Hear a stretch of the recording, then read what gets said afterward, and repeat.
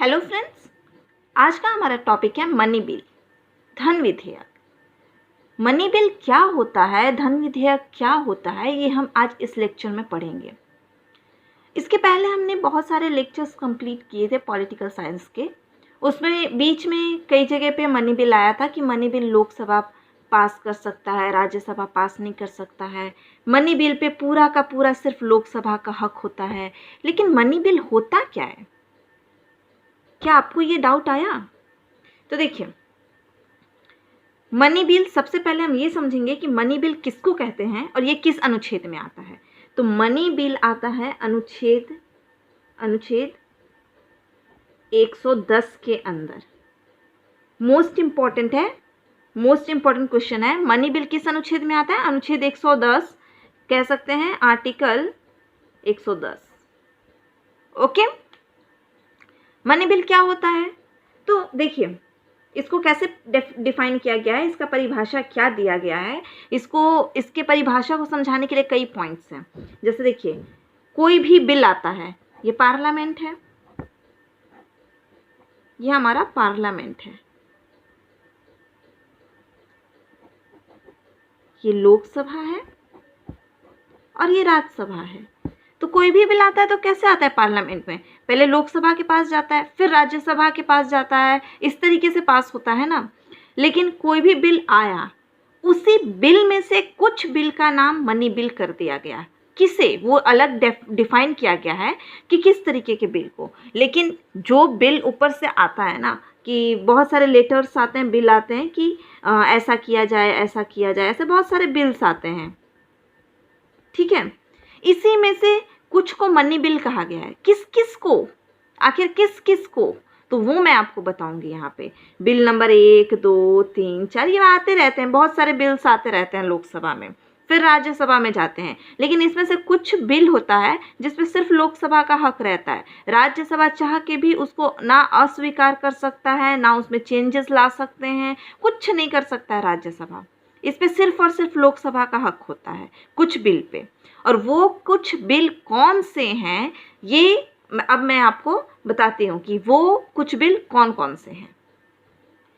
तो पहला, सबसे पहले जैसे हम टैक्स लगाना होता है, टैक्स लगाना हुआ, या फिर टैक्स को कम करना, या फिर ऐसा टैक्स को बढ़ाने की बात की जा रही है, टैक्स को बढ़ाना, इस तरीके की कोई बात की गई है। छोटी मोटी बात तो है नहीं, टैक्स लगाना, टैक्स को कम करना, टैक्स को बढ़ाना। टैक्स के रिलेटेड कोई भी बिल अगर आता है तो वो कौन सा बिल है? वो है मनी बिल। ये जो टैक्स लगाना, टैक्स कम करना, टैक्स बढ़ाना है, ऐसा नहीं है कि इस पे गवर्नमेंट का हक चलता है। ऐसा बिल्कुल भी नहीं है कि गवर्नमेंट का जो मन करेगा वो करेगी, नहीं। टैक्स लगाना, ये सब कुछ जितना होता है ना, ऋण लेना या उसको खर्च करना, कहाँ पे क्या करना है, ये सब गवर्नमेंट अपनी मर्जी से नहीं करती है। इसका भी बिल बनता है, फिर लोकसभा में ये पास होता है। लोकसभा से जब ये पास होता है, उसके बाद भी गवर्नमेंट वो काम कर सकती है, ठीक है। अब नेक्स्ट इम्पॉर्टेंट पॉइंट देखिए, आपको पता है संचित निधि क्या होता है? मैंने पहले समझा दिया है। मैंने जो पॉलिटिकल साइंस के लेक्चर्स लिए हैं उसमें मैंने समझाया है। संचित निधि क्या होता है? संचित निधि में जो टैक्स लेती है ना हमसे government, state government, central government, ये सब हमसे बहुत सारी चीज़ों पे टैक्स लगाती है। रोड टैक्स, ये टैक्स, वो टैक्स, बहुत सारे टैक्स लगते हैं ना। तो ये सारे टैक्स कहाँ जाते हैं? तो ये सारे टैक्स जमा होते हैं, उसको हम बोलते हैं संचित निधि। संचित निधि में ये सारे टैक्स जमा होते हैं, इसी को संचित निधि कहते हैं, जो सारे टैक्स जमा हुए, ठीक है। तो ये होता है हमारा संचित निधि। इसको क्या बोलते हैं? इसको बोलते हैं कंसोलिडेटेड फंड, संचित निधि को। और एक दूसरा होता है आकस्मिक निधि। आकस्मिक निधि ये क्या होता है? आप इस वर्ड से अंदाज़ा लगाइए, इस वर्ड से समझिए। आकस्मिक मतलब कि जब कोई प्रॉब्लम हो अचानक से, उस टाइम हमें ज़रूरत हो, तो इसको हम बोलते हैं कंटीजेंसी फंड, ठीक है। तो और यहाँ पे जो पैसे हैं वो कब यूज़ होते हैं? जैसे कि अकाल पड़ गया, या भूकंप आ गया, आपने सुना होगा ना, भूकंप आता है तो सरकार ने कुछ लोगों को घर बना के दिया, 1 BHK 2 BHK, जितने भूकंप में लोगों का घर गिर गया उनको घर देती है सरकार। बहुत सारी चीज़ें आप सुनते हैं ना कि खाने पीने के लिए बहुत सारी चीज़ें बांटी जाती है, दवा ये सब करवाया जाता है। और अभी हाल का देख लीजिए, कोरोना के टाइम भी आपको पता होगा कि हॉस्पिटलाइज करने के लिए आपको फ्री सर्विस प्रोवाइड है। वो कहाँ से, वो आपको फ्री सर्विस दिया जा रहा है, वो पैसे कौन भर रहा है? वो पैसे तो सरकार भर रही है। वो पैसे कहाँ से भर रही है? आकस्मिक निधि में से, कंटीजेंसी फंड में से। ठीक है, तो 2 तरीके का फंड है, एक है consolidated fund and second is contingency fund. ये संचित निधि, जहाँ पे हम जो टैक्स भरते हैं वो सारे पैसे जमा होते हैं, वो है संचित निधि। और ये इमरजेंसी के लिए रखा जाता है कि अगर बहुत इमरजेंसी पड़ गया और सरकार को पैसे खर्च करना है तो वो पैसे कहाँ से खर्च करेंगे? वो पैसे यहाँ से खर्च करेंगे। तो हम ये तो आपको ये दोनों पॉइंट में समझा रही थी, लेकिन इस पॉइंट में है क्या? ये तो ये 2 वर्ड हुए ना, संचित निधि क्या है और आकस्मिक निधि क्या है, ये समझ में आ गया आपको? अब सेकेंड पॉइंट सुनिए। तो यहाँ से संचित निधि में से और आकस्मिक निधि में से पैसे कब निकालना है या नहीं निकालना है, या इसमें धन को डालना है, ये सारा का सारा डिसीजन कौन लेता है? ये लोकसभा लेती है। क्यों लोकसभा लेती है?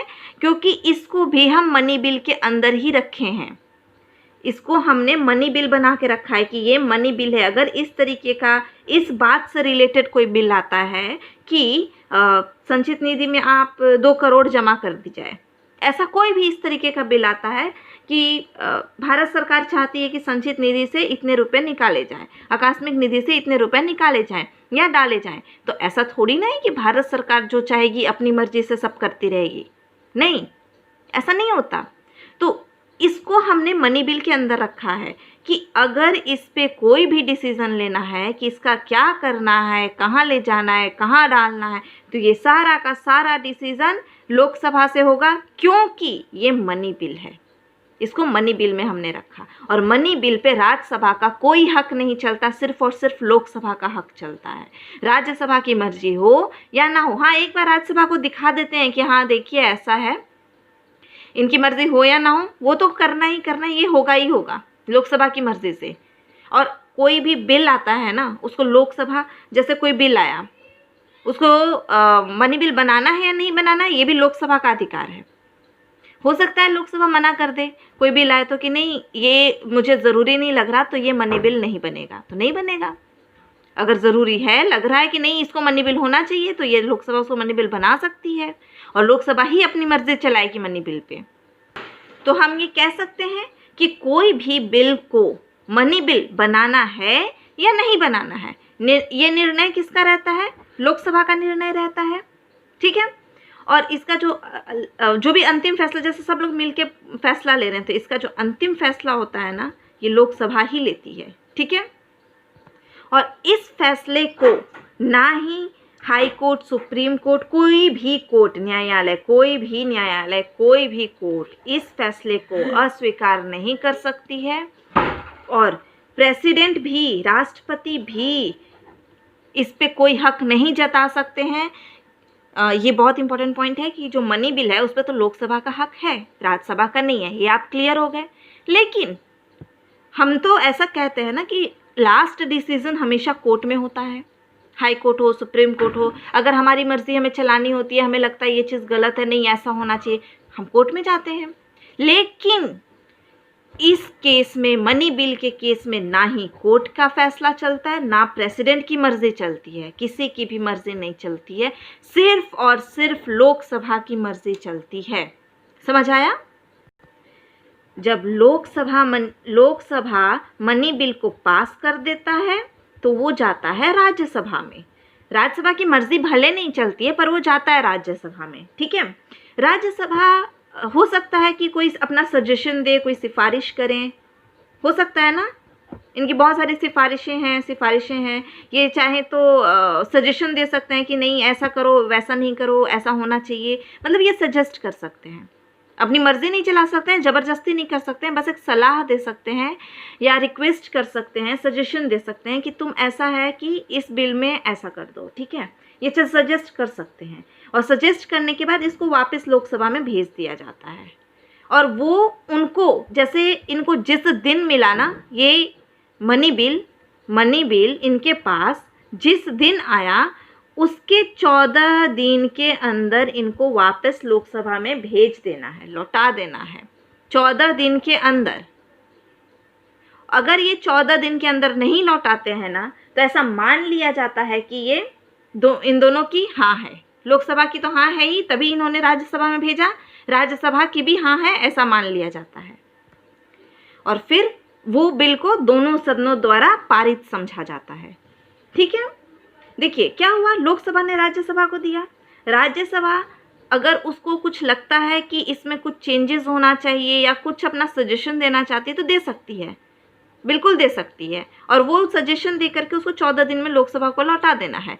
लेकिन इसकी बात को मानना है या नहीं मानना है ये लोकसभा की मर्जी, मान भी सकती है नहीं भी मान सकती है, ये इनकी मर्जी है। और अगर ये 14 दिन में नहीं लौटाते तो भी ऐसा समझा जाता है कि दोनों ने इसको पारित कर दिया है। और ये यहाँ से एक और इम्पॉर्टेंट पॉइंट होता है ये कि अभी जो मैंने बोला ना वो अनुच्छेद नंबर 109 में आता है। क्या आता है अनुच्छेद नंबर 109 में? यदि मनी बिल को राज्यसभा द्वारा 14 दिन के भीतर लोकसभा को नहीं लौटाया गया, ये वाला अनुच्छेद 109 में है, अभी जो मैं एक्सप्लेन कर रही हूँ, ध्यान से सुनिए।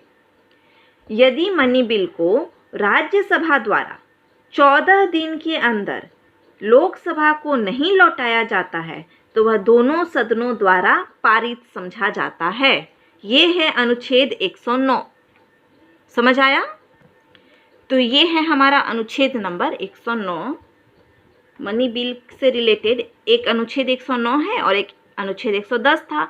अनुच्छेद 110 तो आर्टिकल ये मनी बिल से ही रिलेटेड, इसका डेफिनेशन है। 110 में क्या है, मनी बिल का डेफिनेशन है कि मनी बिल किसको कहा गया, अभी जो मैंने समझाया। और 109 में क्या है कि राज्यसभा को 14 दिन में वापस करना है, नहीं करता है उसके बाद भी इसको पारित समझा जाएगा। तो यहाँ पे आपका मनी बिल कंप्लीट हुआ।